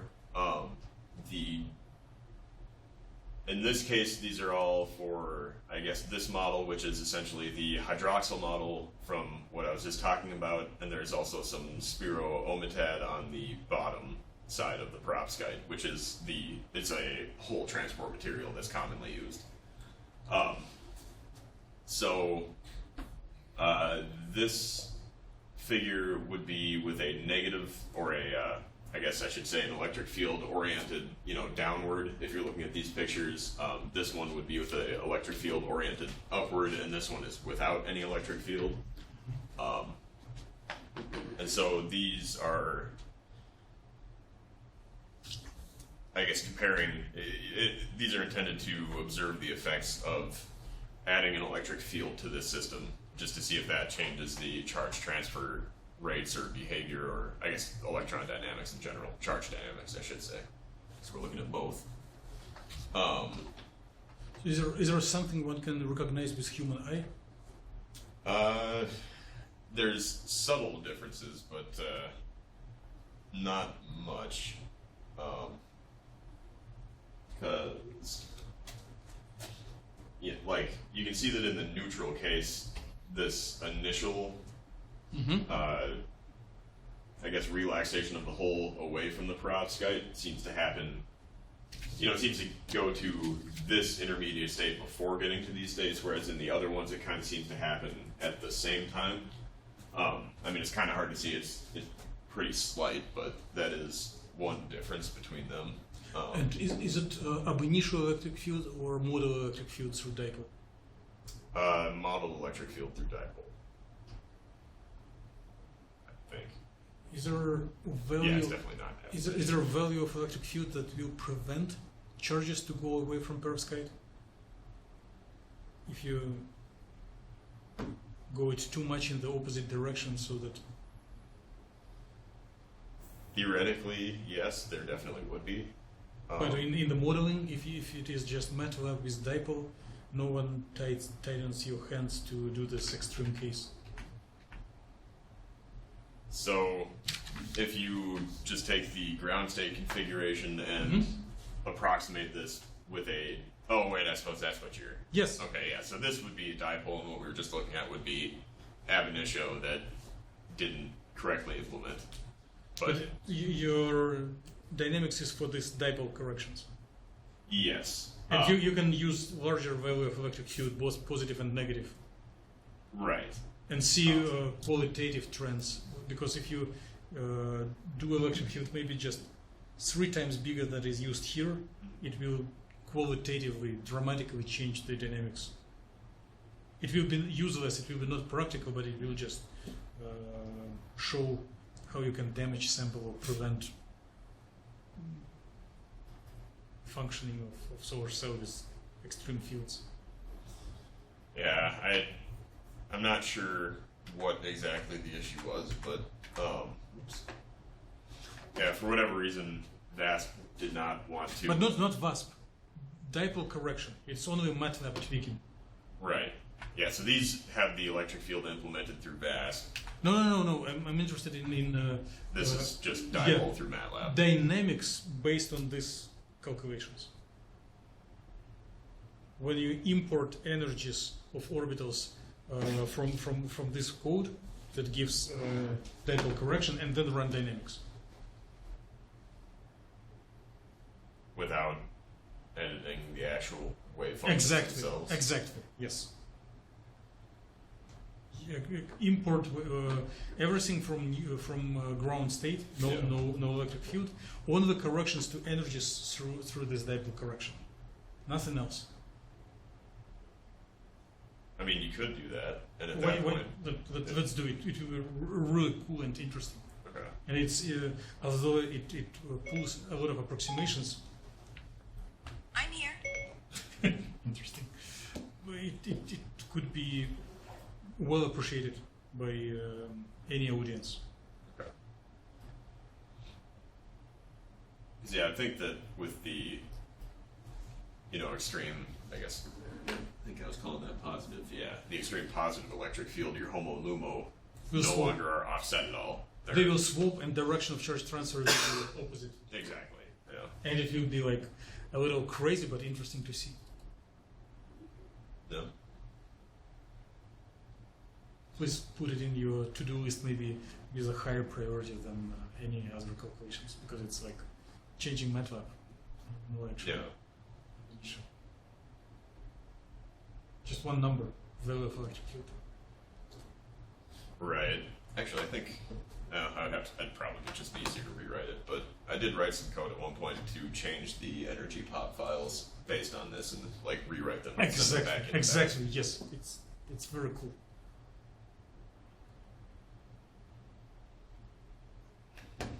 Oh, yeah, I definitely wrote like a script to do that, but I can't remember where it is or what I ended up doing with it after that. Maybe rewriting is quicker than looking That's at what this. I'm thinking because I have a lot It's of like crap few everywhere. lines. Yeah. Okay, let's thank London. Any questions, suggestions, exclamations of excitement? If not, let's thank you once again. I want to bring a very quick entertainment. Well, maybe it doesn't. It's not considered much as entertainment, but we all are currently neglecting off-diagonal elements of density matrix. Once in the past, I was inspecting how much off-diagonal elements play a role.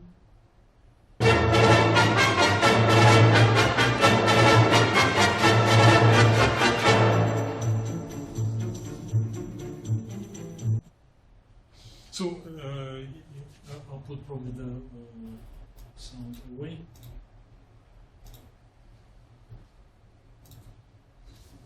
So originally we are following only the diagonal elements, but on the short times we are looking diagonal. Off diagonal, like color code, everything deviates from blue means they're not zero.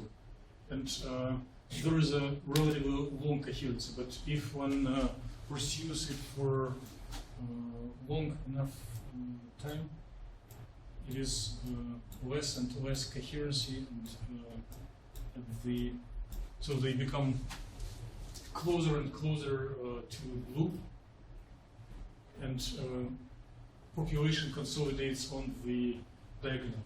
And these two red spots are degenerate, or it basically one should consider it as one diagonal elements. So Aaron may have seen this with infinite time population settles on like lum and lum plus 1 or home and home minus 1.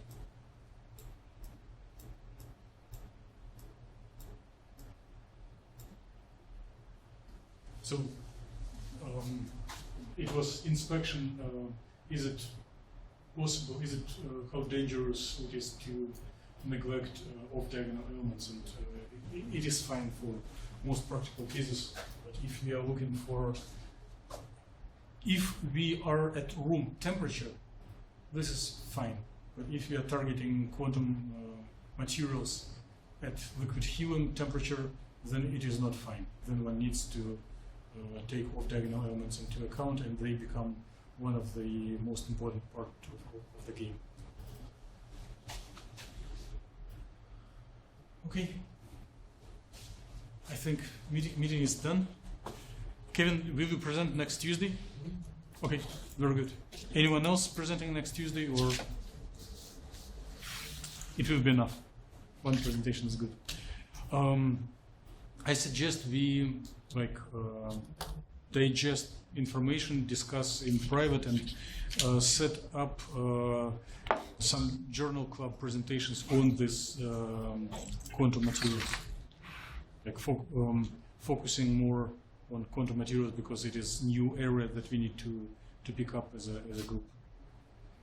I'm going to ask for the comments if you are doing them, and I will look or copy them and then distribute them back.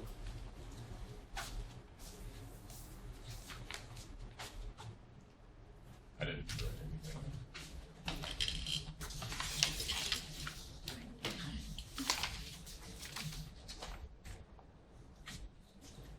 Okay, meeting is dismissed. Many thanks for investing your time into the meeting. Are you visiting Friday meetings or not much? Sometimes. Sometimes, okay. But I There, guess- there are meetings on Fridays, but they are optional. I skip them most of the time myself, and I will be skipping this Friday. But in next Friday, I probably I will join, and maybe David will join this second iteration of the literature review. Okay.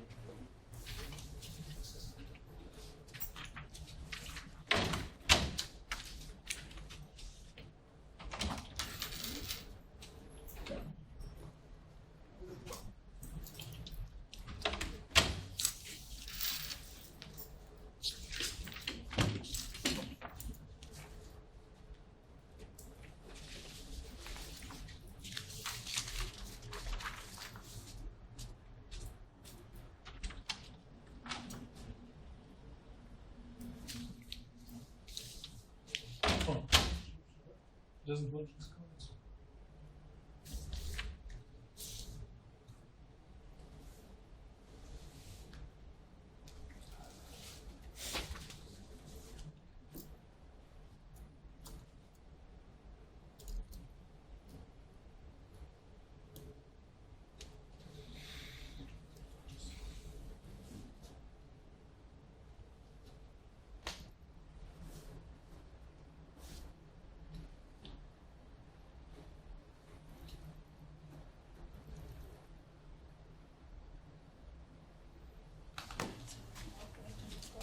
Yes, tomorrow, 12:30.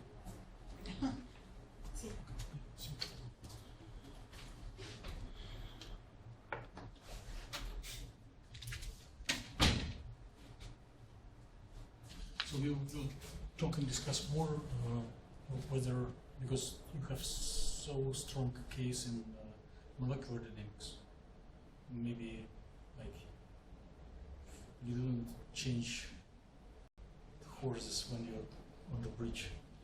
But maybe we can try something with combination molecular dynamics of ablation or deposition to fabricate such materials. With all this fluff being just, say,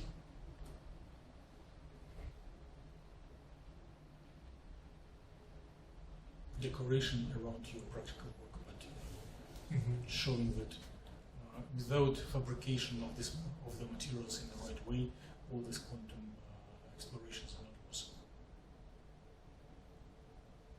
I'm not telling to go one or another way, but you may consider if it will be easier, more practical, so to decorate your work so that you be fashionable enough for these quantum materials, but keep your strengths and your core of your project without much changes. Makes sense. And, I wasn't reading much of the works of the Kwanzi, but maybe if you look through them, we can discuss them. I'm very interested what he did. And before I start looking through his papers, maybe you share with me what you look through. He mentioned that there are two specific materials that are dielectrics, and when they are fabricated as an interface, their interface becomes this conductor. But I didn't record when he was talking, and then he left and he went to the conference, and so we didn't. I see. If we ever bring him into collaboration, he will be like a locomotive that will pull us to a higher orbit. But there is no guarantee that he will do it. We can just function as scavengers and take in any good from him, what is available publicly. And for the proposal, so this year you're just focusing on the quantum materials. We'll sit together and select a strategy, because your and mine time and effort are limited. We cannot do everything, but I'm just brought up all available opportunities. Because I feel like if we do not have any paper on this field, then it's kind of doesn't make sense to write a proposal, right? Because it's not very convincing that we have the ability. You're right, but people are getting crazy, and they explicitly tell me, like, all other directions are boring and not funded. So if we have stronger case in other directions, but like there is a scaling factor, all strengths in other directions are multiplied by like 0.01, and even weakness in this direction is like scaled by 100 times. Like even if you do not have much progress, it could be. Well, Fatima has papers. You are author on the momentum relaxation, and I think it is strengths.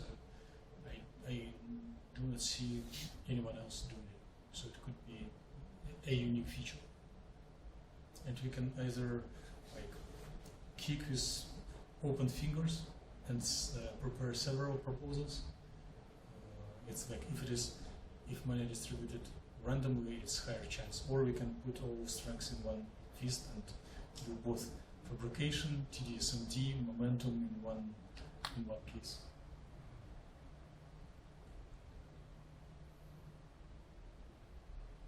I'm not sure if you need to combine all the strengths with layered perovskites, because they are a little different. All these quantum materials are close to metals, like zero gap, and the materials that David is exploring do not have gap, right? Opposite. Quantum materials do not have, and your do. Yeah, mine are, assuming the data's good, somewhere in the mid-2 range. Yeah, and quantum materials are like it is. People are getting crazy for gap equals 0. So what you're doing is not quite quantum materials, although there are a lot of parallels. So maybe we need to do at least two proposals. One on the true quantum materials with zero gap, and another on layered perovskites. Those materials that Quanzi is doing, they are perovskites as well, but they are not lead halide. They are like lanthanum aluminum trioxide. And I do not have enough background and education, but they look like strong dielectrics. They become this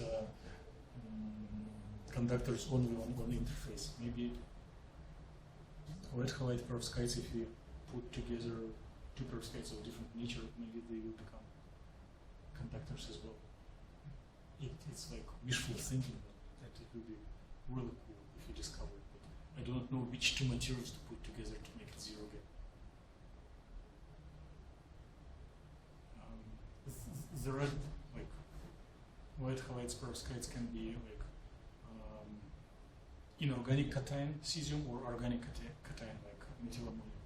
Mm-hmm. And the lead can be replaced by tin.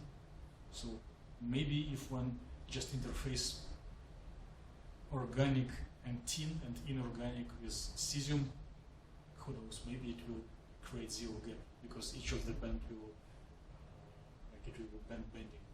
But it's a very crazy idea. I do not have any background to support it. Just trying to do anything to get my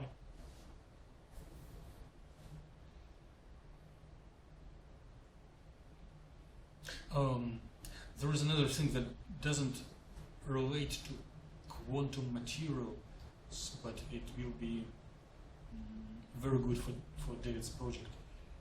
If one creates interface between like 4 layers and 2 layers, because if short.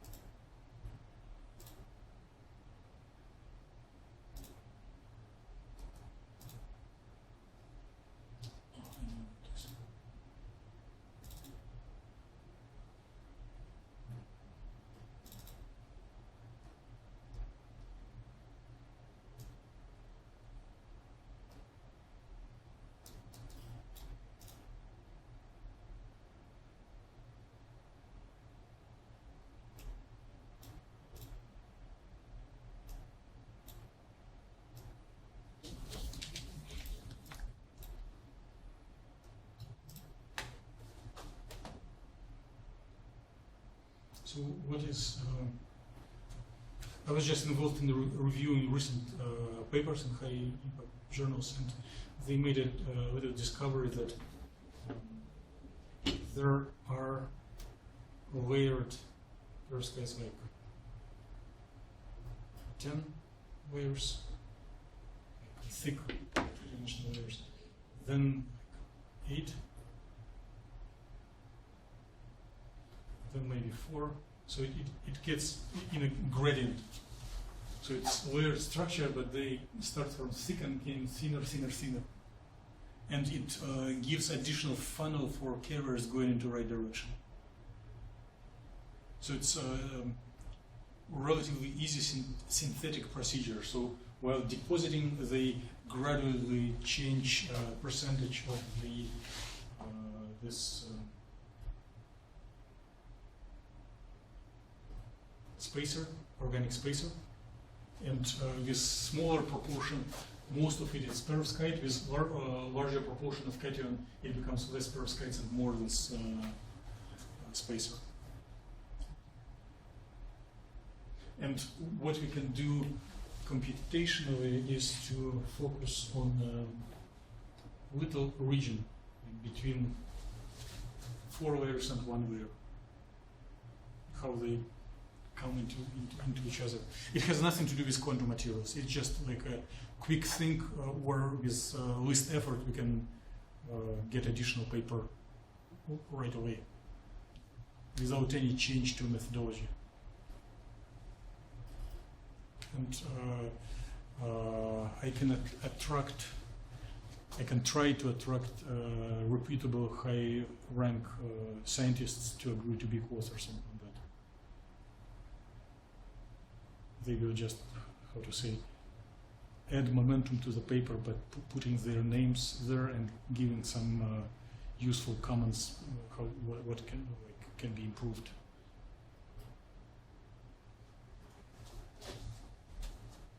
It's not like major strategic direction, but it seems very reasonable tactical move with quick. Interesting.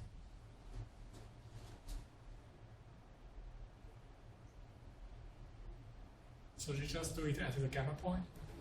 Oh yes, yes. There is. It's very clear. There are no questions that here thicker will have lower gap, thinner will have higher gap, and the carriers will move in a certain direction. So it's if you want to be critical to ourselves, there is no science. It is engineering. One can predict outcome without doing any calculations. But since it is fashionable area, and it's very, there are like in the whole world, maybe there are like 2 experiments on that, but it will be, peak of the perovskite activity is already in the past. It will never jump by next like 10%. It's 24 and can be made up to 27 or 28, but not more. But this few percent increase is going through tricks like that.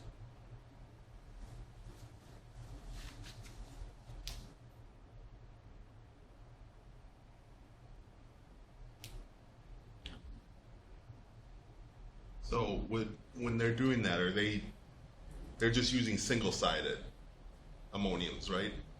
I do not know these details, but for calculations we will do single-sided because it's so much cheaper. Yeah. And we do tricks, and through these tricks we can be ahead of other people because I'm just sitting here trying to visualize how Right. concentration would affect, and the only way I can see how it would work is if they're single-sided ones. our colleagues and competitors in this area, they're trying to do it organic cation, and it is a cure. For these layered perovskites, organic cations, they can do single point once and then the resources are out. And we are doing cesium, you are doing cesium. So like one atom instead of 8. Yep. And it gives you can, instead of limitations for computational resources are the same, like 1,000 or 2,000 atoms. But if it is organic cation 2,000 atoms, it's really few layers, small simulation cell, and with cesium you can do like 4 and up to 6. It goes fine.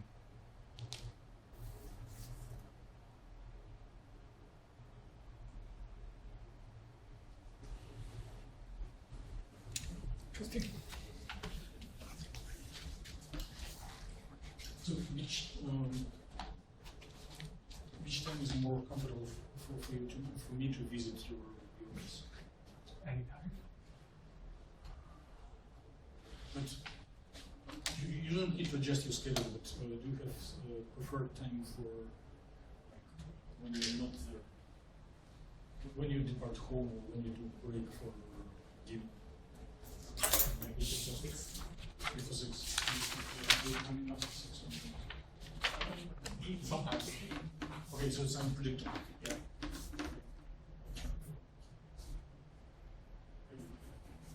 I wasn't having specific plans. I just checked. Right now, I didn't visit Amy yet, so he doesn't after 6. So I need to wait how it changed. I actually have the keys right here that I could do that. Oh, that's cool. That's cool. Well, I need mine keys just. No, I'm saying I have the keys to get to the key. Oh, okay. Because I'm covering for Cole this week. Mm-hmm. And And that's where the keys are, is in the stock room. Oh, okay. So, your funding is covered through TDN and things like replacing coal. As far as I know, Okay, that's good. So, if I remember, doesn't the department guarantee one person for each group? I thought that's what the department well, guaranteed. we need to put Aaron on the TA as well, because like through several additional sources I balance, but I was before some tricks I was in bankruptcy, going to like negative on accounts. I never knew that it is possible. But no, yeah, I've got the PChem lab with Uwe in the spring semester, and I'm assuming I'm going to have the grand fun of sitting through another semester Gen Chem with random people this coming fall. Yeah, Echem is. And Echem even. This anyone is better than Gen Chem. It's closer to. and whatever they want me to do during the summer, which was literally busy work.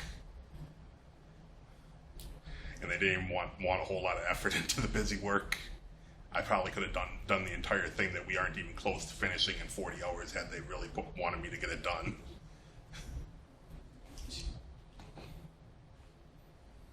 If we in a major grant, it will be sufficient to let everyone out of TA.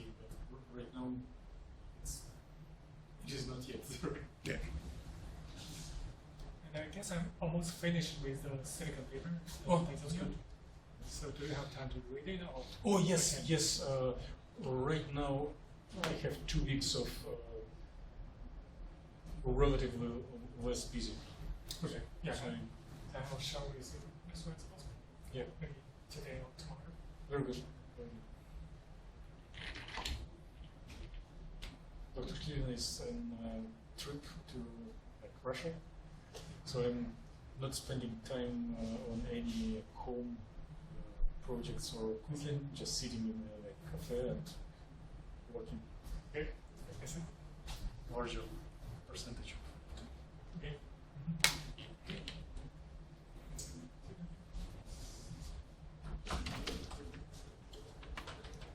So, Yep. I was wondering, because they're telling me I need to do this, if you had any ideas about what I might use or should use for a title for the seminar. It doesn't matter. You can do two-dimensional layered perovskites, or you can play a journalist and make it appealing to biochemistry audience so that everyone will. They're the ones I don't want to make it appealing to. To organic chemists and biochemists. Like, Then they'll ask me biochem questions. They're the ones I don't want it to be. no. But you can make it provoking, like